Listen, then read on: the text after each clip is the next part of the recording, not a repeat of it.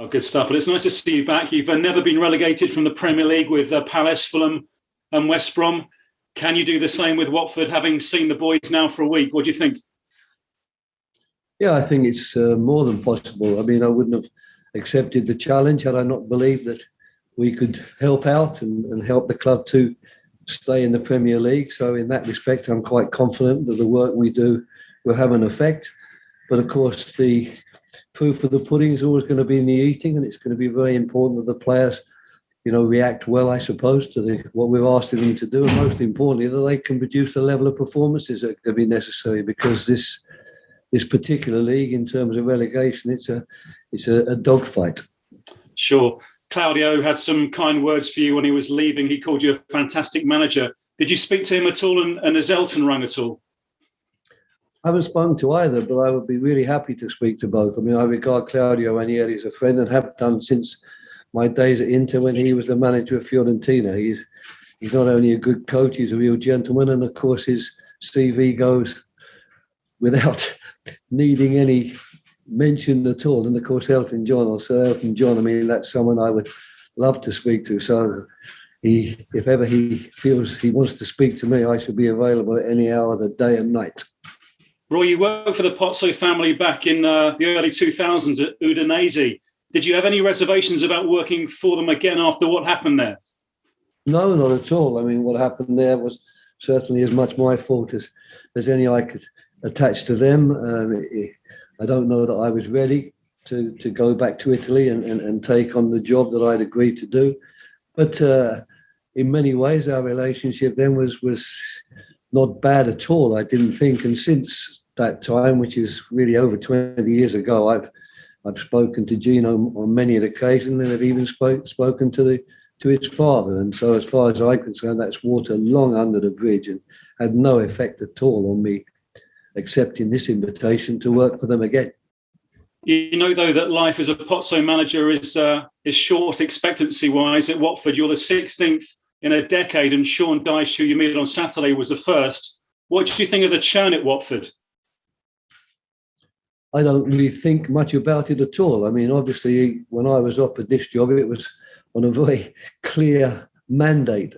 Can you come in and work with us until the end of the season, and can you do what we think you do well and help us to stay in the league? And so therefore it was very easy for me to accept that challenge if I thought, as I did think, I was capable and really wanting to do it.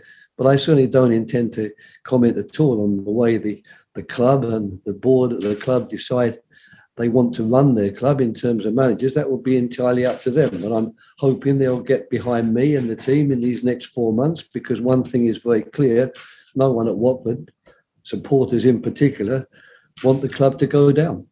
Sure. A couple of final ones. Ray Lewington's back with you again, of course, a former Watford boss. How important is that, do you think? Well, I don't know that being a former Watford boss is important as such. It's nice for him to be back. He was very well respected here, and there are still some people at the club who knew him when he was manager. So it's a nice homecoming for him. But the most important thing with Ray will be the work that he's able to do with me and alongside me with regard to the players in trying to make certain that we become a better team and not a team of individuals. We've got to do. Now, every manager wants to do that, and I'm not saying that I am the only people who work on teamwork. We all do. But that's our mandate with the players, and Ray is going to be an important figure in helping me to get at least the ideas that we might have across. And just finally from me, you had some things to say about the Watford mascot, Harry the Hornet, a few years ago. Have there been peace talks? Has he apologised to you? Well, I don't think it's anything to do with me. I don't think I was the manager at the time, was I? I don't think it happened. No, well, in which case, I don't know why I was ever given the question in the first place, quite frankly. You know, what the hell's it got to do with me? Sam Allardyce and Harry the Hornet, if they had a bit of a set too, hopefully they've sorted it out. And if I was asked questions about bad behaviour, I'll always give my answer appropriate to the behaviour. Thanks so much, Roy, and good luck to you. Thank you very much. Jeremy, remind me who asked that question. It was me. Yeah, good man. Okay, first to the cards winners up. Damien? Hello, Roy. Good to see you. Where are you? Let me see. Just a couple. Yeah, all good, thanks. Just a couple from me. Do you feel you're getting your message across to the players already in the short time you've been there? I was still trying to work out where is Damien? Where's what? Where is he? Where is Damien? Not on there. Sorry, Damien. I'm just trying to. We've got a second page here, I think. Oh, okay. Jolly good. All right. Good. All right. Anyway, as long as you can see me, I know who Damien is and I know what he looks like. So, sorry, Damien. Can we start again? I was just looking for you here. Damien, just give me a minute. People in front of me. And I thought, well, where is he? Damien, just give me a minute. If the written journalists could go off video for a moment, then Damien will be able to see Damien talking. That'd be great. Good. There you are. Good. I like to look at people when I'm answering their questions. I was looking all around this computer for your face and couldn't find it. So apologies. No worries. I'm back in the room. In the short time you've been there, do you feel you're getting the message across? And how have the players responded to what you're trying to say to them?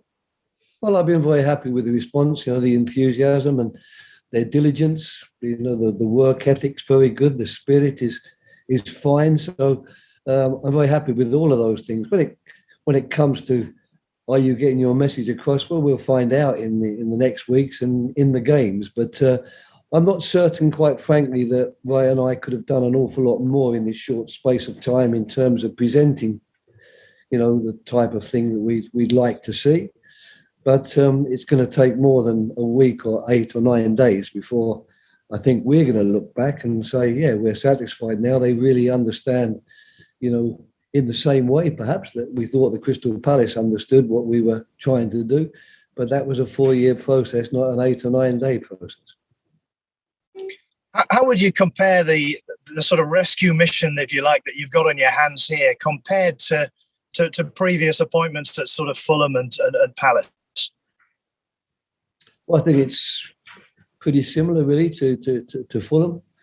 Palace was exceptional in the sense that 4 games in a row and no points. But having said that, in 7 games we still had no points and we got 3 points on the 8th one. Well, that's probably more than we've got here for a while. So it's certainly not an awful lot better than the Palace situation. And what's more, it's going to be a real dogfight this year because the teams who are at the bottom, we're all a little bit adrift of the teams closer to the middle of the table. So we've got a lot of ground to make up. And it's one of those, with 18 games to go, you're very worried that, a defeat's going to put you, further back. So we certainly don't underestimate the task.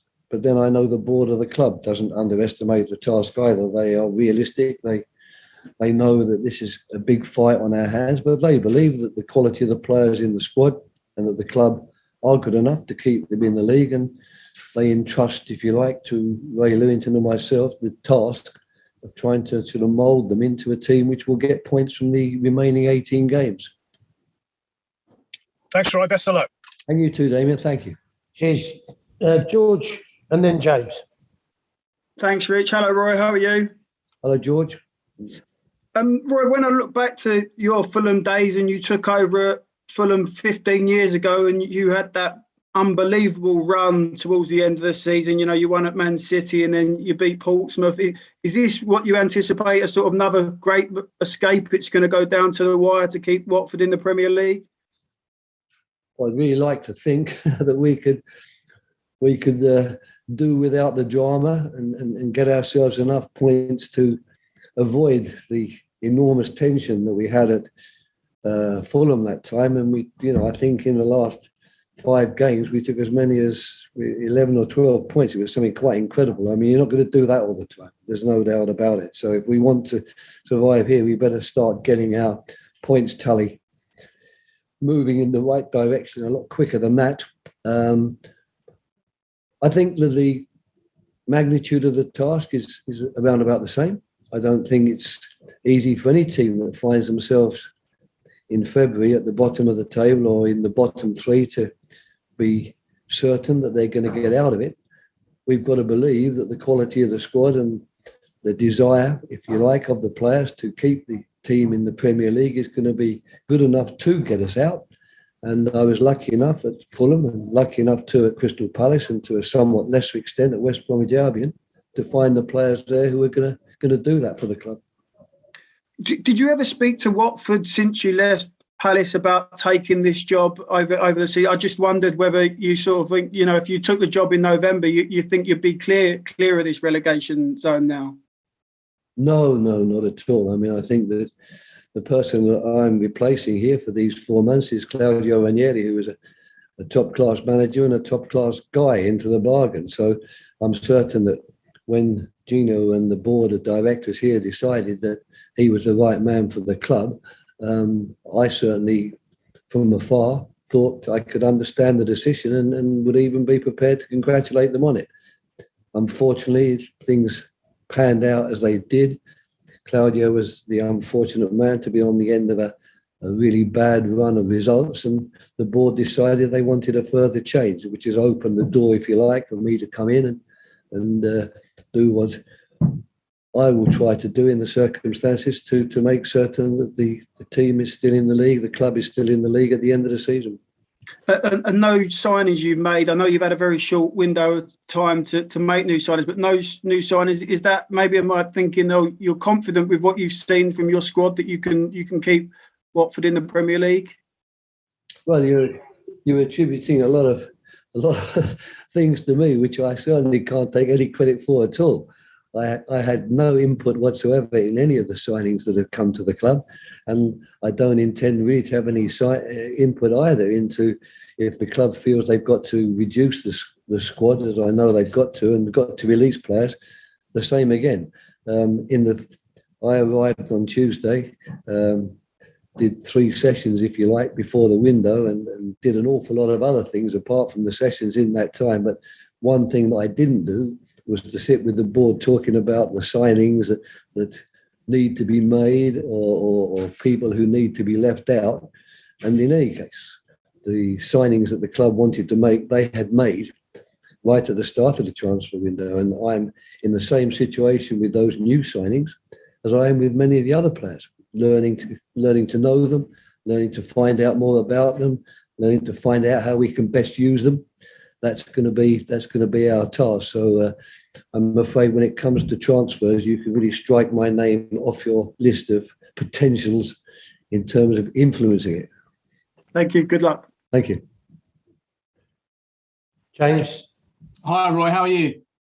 Well, I can't see you, I don't think, but I can hear you. If you can see me. Yeah, I can see you, Roy. That's the most important thing. Now. You can see me. Brilliant. You spoke about the lure of the pitch being something which is difficult to resist. Can you maybe expand on that and explain why you decided to come back now? Well, whether it's a wise decision or a foolish one, time will tell. That's the first thing. Why did I come back? Well, I think it was an exciting offer that I received. A club that had decided that they needed to find a new coach, manager to take over for this last 4 months of the season. Surprisingly, it was, I suppose, because I wasn't expecting any calls from Watford or anybody else for that matter. But when the call arrived, and it was made clear to me that we think that you are the man we would like to do the job, then it was a very easy job to accept. Because it's a fascinating challenge, because there are good players at the club. I've seen that watching them play throughout the season. But also, of course, I've had 6 or 7 months away from it. And the football pitch and the thought of working every day with players has always been something which I knew I would find hard to resist. I thought that I would probably find it a bit easier to resist than I have actually found it. So that's why this job, when it came up, really was one that I was never going to turn down, because it was quite literally the siren call from the mermaid as the sailor passes by on his ship. They got the right mermaids going past the right ship, if you like. Do you see this as a short-term project, or does your contract have flexibility to go beyond that? No. There was never a question of that. I didn't come in here asking for guarantees, and I didn't sort of certainly expect any. I came in wanting to hear what the board thought and what they would expect of me, and what the mandate was going to be. I guessed it was going to be a fairly simple mandate: come here and keep us out in the league. So at the end of the season, when you're time runs out with us, we're still there. And I'm more than happy with that, and so are they. So that's where we are, and I don't want to think certainly any further than May at the moment, because I'm going to need to be 100% focused and give every single bit of my attention to the task at hand, which is not a simple task, as everybody knows. And finally, for me, you mentioned some of the players you knew about before coming into Watford. Is there anyone that's impressed you in particular so far, or anybody that you're really excited about working with? I'm excited about working with them all, so I'm going to skip that question, not go into details with individuals. I am quite literally excited and pleased to be working with them all. The response, if you like, on the training field couldn't be better in terms of people trying hard and trying to impress us and working hard to do what they do as football players. So I'm probably going to have to wait a good few weeks before I can really answer that question, because at the moment it's hard enough with 23 players we had out training today, making certain you identify everyone correctly, because that normally it takes a little bit longer than a few days before you recognise everybody. Thanks, Roy. All the best. Pleasure.